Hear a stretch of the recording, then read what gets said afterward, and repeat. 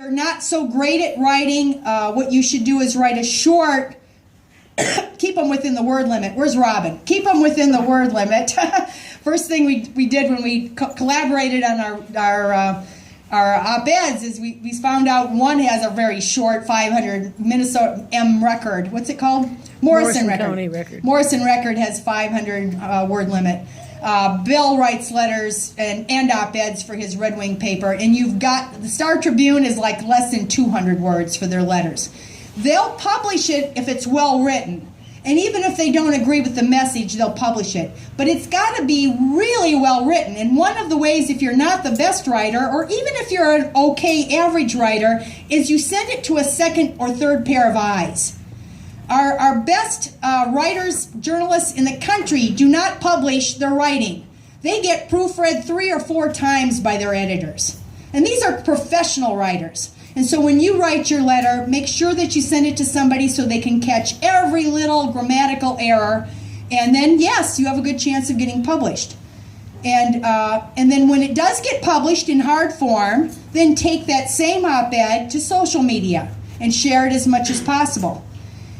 We have war weariness. We don't have people dramatically opposed to war, perhaps, but what we do have is war weariness.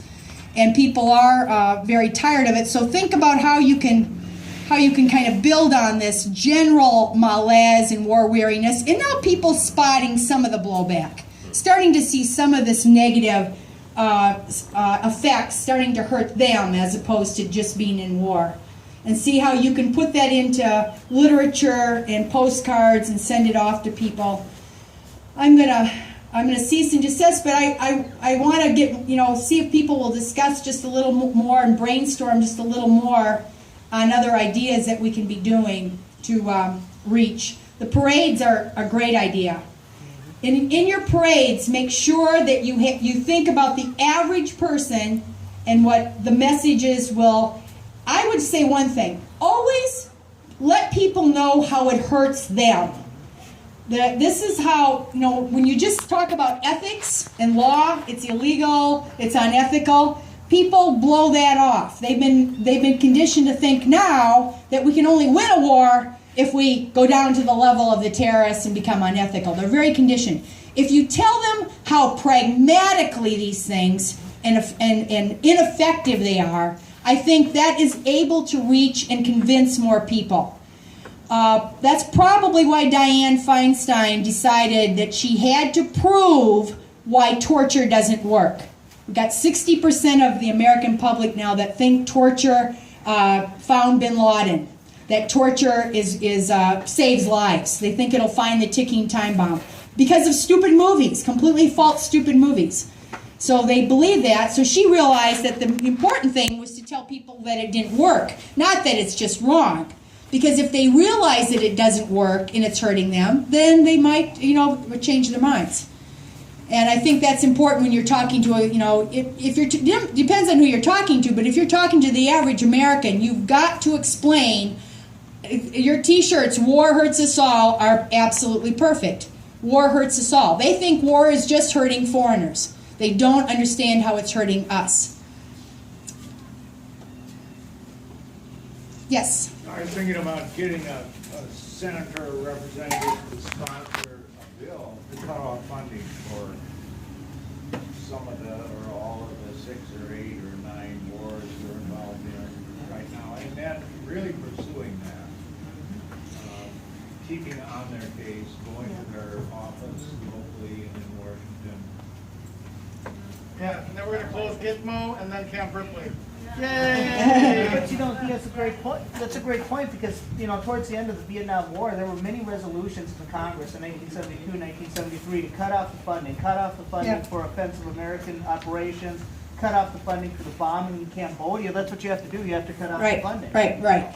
And actually, before Obama got elected, the voting, they were doing this. They were doing votes to cut off funding. By the way, the people's favorite, Bernie Sanders, always voted for funding whenever they were doing this. But when they were getting in higher level, and a couple of times it was getting closer, again, before Obama's election.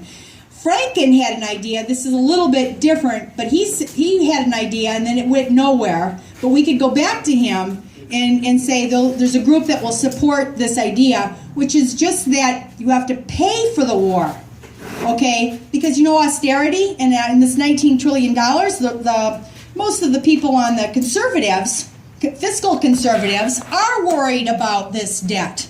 And so they actually, it's kind of a seller that we would pay for the war. And so that alone, just even the idea that the taxes would have to rise. It would be hard for people to say we want higher taxes, but if taxes rose and it was said that this is to pay for these newest wars, starting a World War III in Ukraine, I don't think we would have people going along with it. So Franken is somebody to go back to on the payment. Say, you could ask him, whatever happened to your proposal that we pay for the war? And then go from there and say, well, you know what? We should actually have a proposal to end the funding of war. Now, Franken won't go for that right now, especially he's up for re-election not too long, but he might go for the part, again, that was his idea already. And the question is, how do you get enough people in Congress? If they see if we do a poll somehow, we can get more people to show that people want to end the wars, they'll go along with it. Even Amy Klobuchar, if she realizes the polls are with her, will go along with it. It's just a question of not realizing. That's a good point, Coleen, because remember what happened a few years ago with Syria, when it became obvious, 100 to 1, the congressmen and women were getting letters against bombing That's Syria exactly. at the time, the big rallies at the time, they pulled back from it.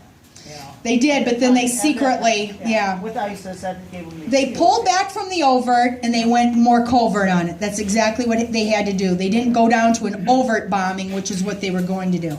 And now Obama's getting all this heat that he didn't do it. They're claiming that that's what caused ISIS. ISIS grew up when they took out Saddam Hussein. They didn't have Al-Qaeda in Iraq, but when he took out Saddam Hussein, they got, that's how it grew up. That's exactly.